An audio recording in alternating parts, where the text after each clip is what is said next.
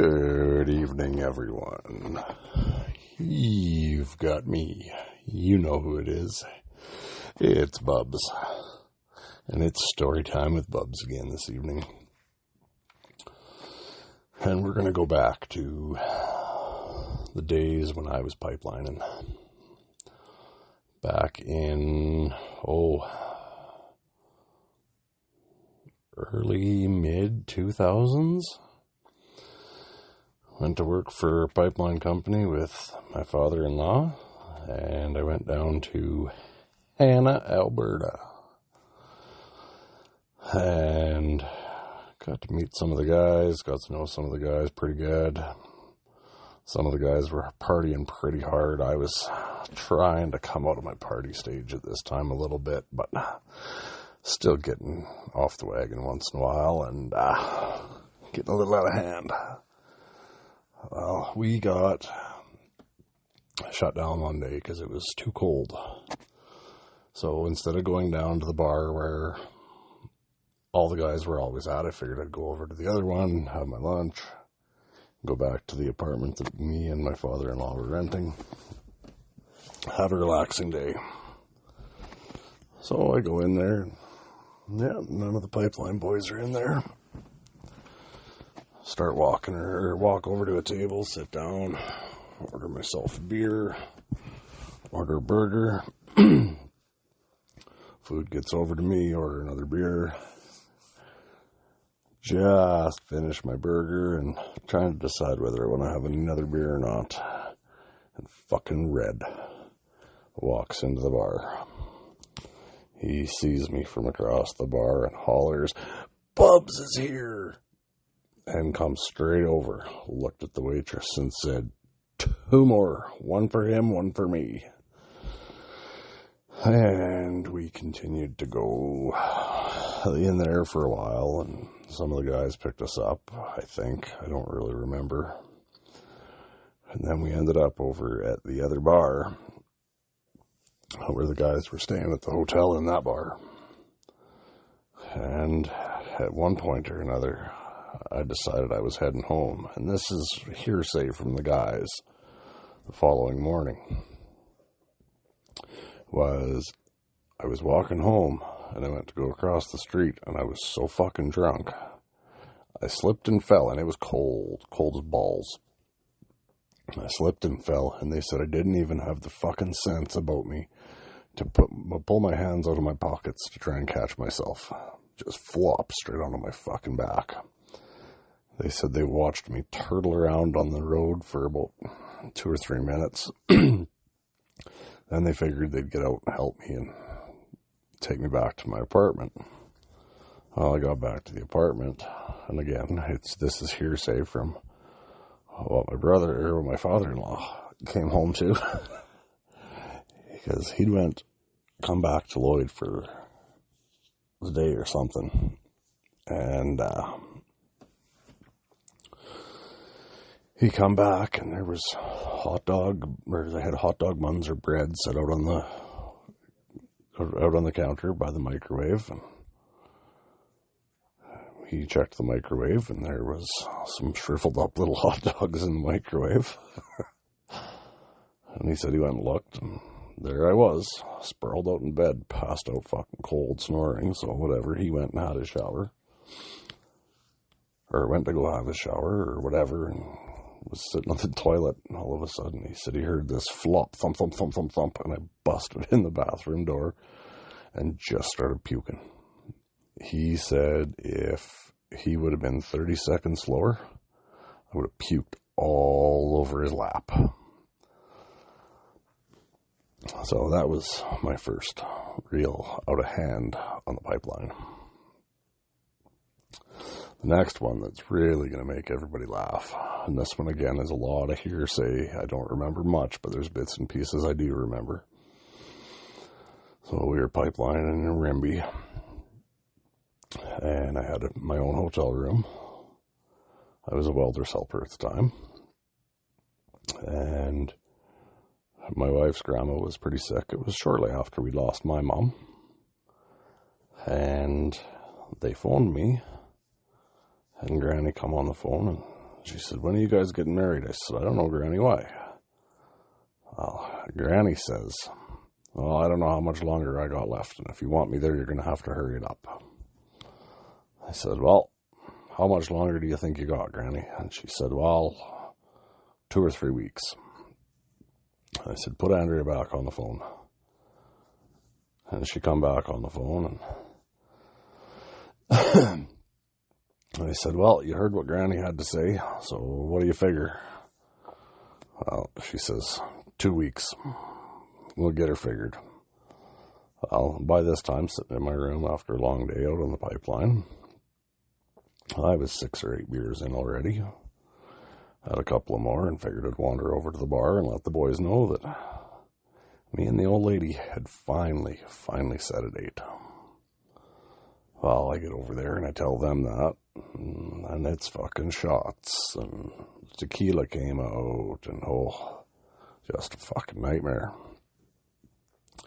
And then one of the pipeline guys mentioned to me that he was out of dope, and well, at the time, I thought I might know a guy in Rimby that might be able to hook us up, so I tried getting a hold of him. Couldn't get a hold of him, he wasn't around. So my sister's boyfriend at the time, we'll call him Wolfman, he was driving for her. He was over at the bar driving, and I said, well, if we can talk Wolfman into running us into Red Deer, then I know a guy there, we can get some for you. So, all right, we load up a bunch of beers and into Silly's truck, and off we go. We pull into Red Deer, and we go to the 7-Eleven, I guess. This, I don't remember. Like I said, there's a few blank spots. I guess we get into the 7-Eleven and went to pull cash out of their bank machine, and the bank machine didn't work, so I started getting real mouthy and ignorant with the gentleman behind the counter. We'll call him Apu. And apparently I was very, very not polite with Apu. So Apu chased us out of the store, wrote the license plate number down on the truck, and called us into the cops. Well, I'm kind of coming to as we're rolling into, I think it was RBC drive-through bank machine. And Wolfman says, BuBs, quit fucking around back there. There's a cop. Well, I got an open beer in one hand and a cigarette in the other. I look up at the front at him and I say, don't worry, I got this. And he goes, fuck off, don't you dare, and tried to lock the door, but I unlocked it and jumped out the back seat. I threw my hands up in the air, cigarette in one hand, beer in the other. Don't shoot. We're all good here. Well, fucking, of course. Whoop, whoop. Lights come on. He steps out. Can you please get back in the vehicle, sir? I was like, nope. I gotta have a piss. So I walked up to the front driver's side quarter panel of the truck to have my piss. Well, the fucking cop, he walks up and taps me on the shoulder. Well, some of you have heard what kind of a person I was. So you can just imagine, he tapped me on the shoulder, drunk, not even thinking. I spun around and I soaked that fucker from the knees down, soaked him in my piss. He was not impressed. That was my dog. So the cop grabs me, and before I even know what the hell's going on, I'm on the ground, in handcuffs, cock still hanging out of my pants. He looks at me and he says, I'm going to unhandcuff you, and you're going to put your dick back away. I remember looking up at him, smiling, and going, no, I'm not. You are. Bang, straight into the back of the fucking cop car. So Wolfman somehow managed to talk the cop into letting me out. And I got a public urination ticket. That night, I got a drunk in public ticket, and I think there was one other one. So this, again, I don't really remember, but we jumped back into the truck, went and picked up for Buddy, and I guess as we were driving away, I was saying that I was going to throw my tickets out the window, and Wolfman said, "You can't throw them out." So I wouldn't throw them out, but I ate them. The only one I didn't eat was I think it was a $685 public urination ticket.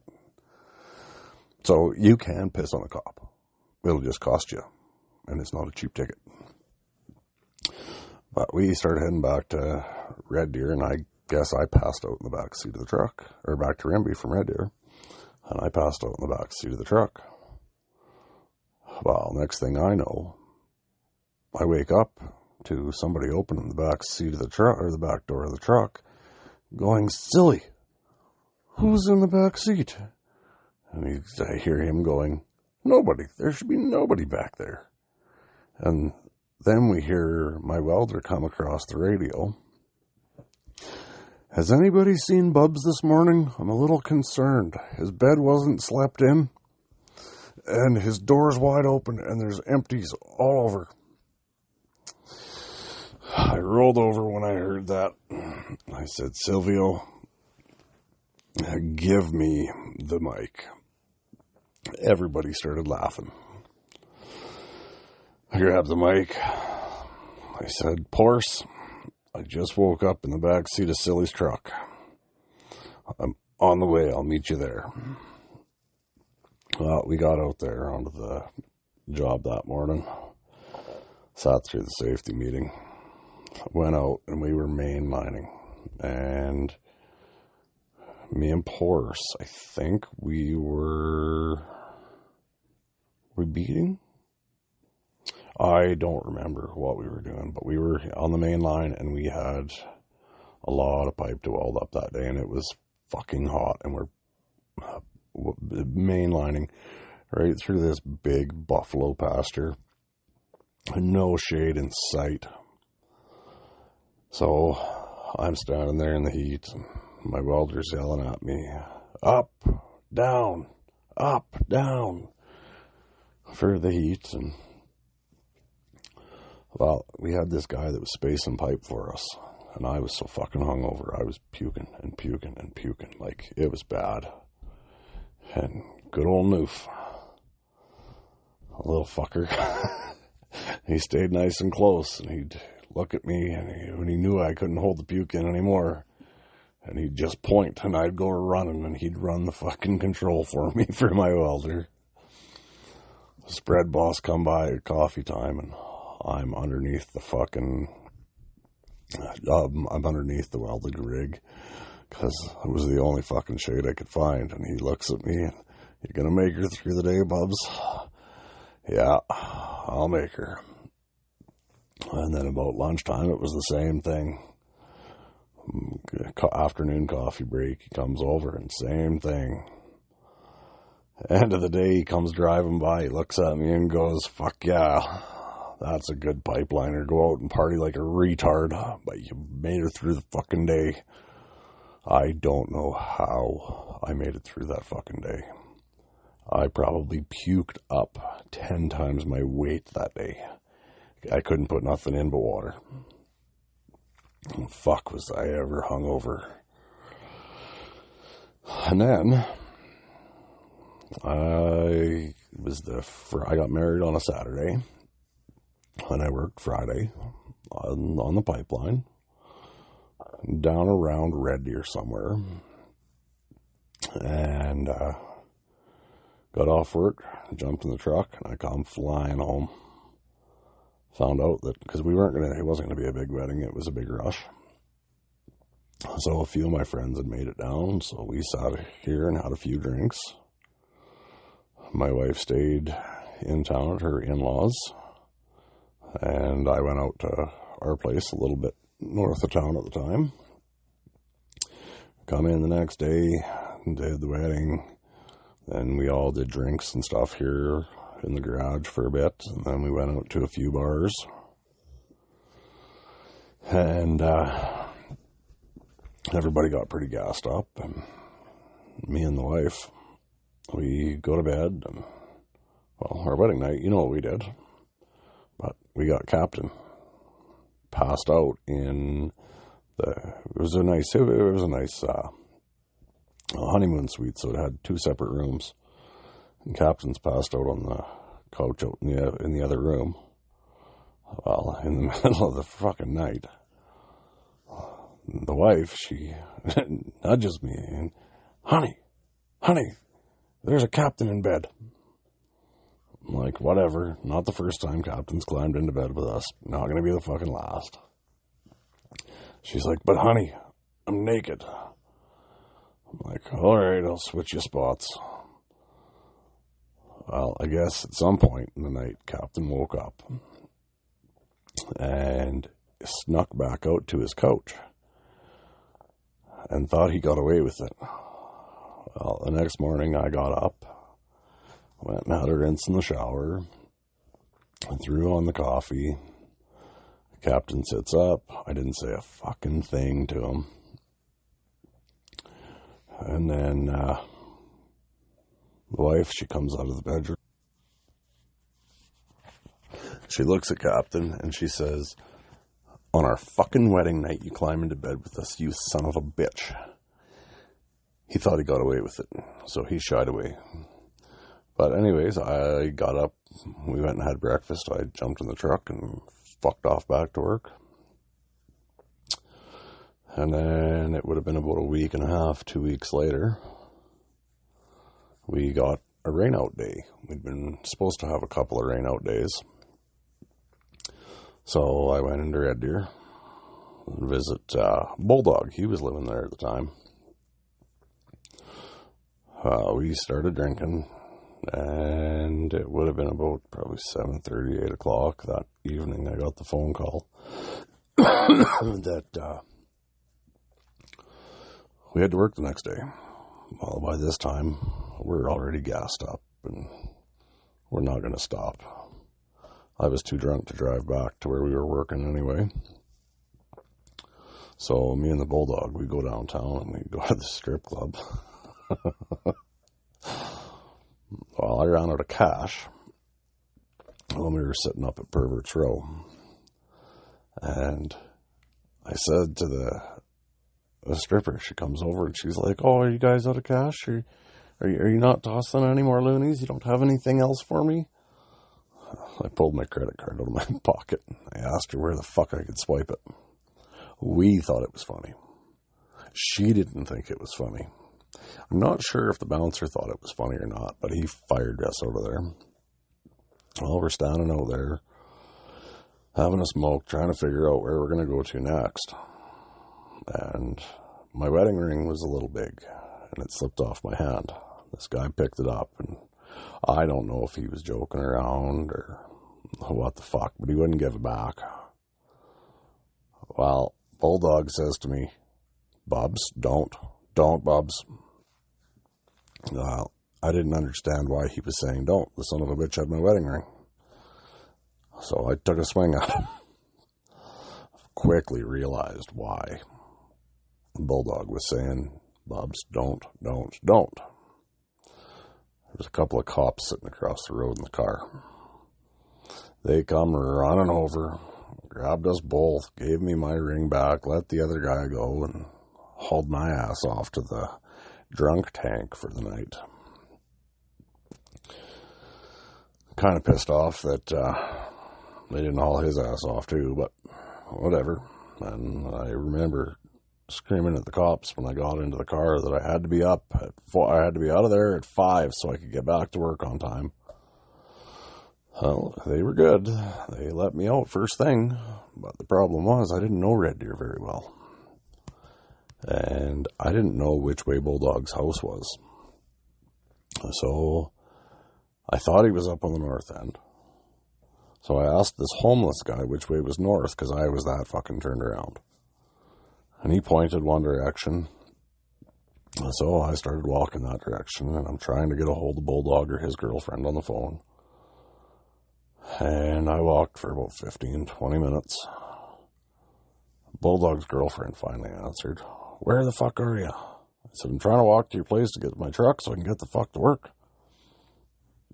Well, where are you? I told her what street numbers I was on, and she says, well, if they let you out of the downtown station, you're walking the wrong direction. So, that fucking homeless guy lied to me, prick. So she comes down, picks me up, takes me back up to their place. I jump in the truck and fucking gone. Get on the phone, call the spread boss up, tell him, I'm like, I'm just leaving Red Deer. I'm on the way. I'm going to be a little late. I just got out of jail. He says, well, if you make it here before the safety meeting's over, then I'm not going to dock you any time. So I fucking hammer down, get close. I'm thinking, oh shit. Not going to make her. Come flying into the laydown yard. And I jump out of the truck and go running into the job shack. Well, just as I go into the job shack, the safety meeting book was going by where I normally sat. So I dropped my ass in there, signed my name, looked at them all, and said, I'm Mater. This one's a little bit more, this is a little better than the last one, that's for sure. And so, I hope you all enjoyed this one. And don't forget, who do you gotta go check out? Oh, you know. I heard you say it. You gotta go check out the Dusty Shed Wood Company on Facebook. I'm trying to talk them into doing some kind of a special giveaway. If you say that the Messed Up Northern Boy sent you. But we haven't been able to nail anything down on that yet. So, get over there, like it, share it, send them a message. And let them know you're listening and that you checked them out because of the podcast.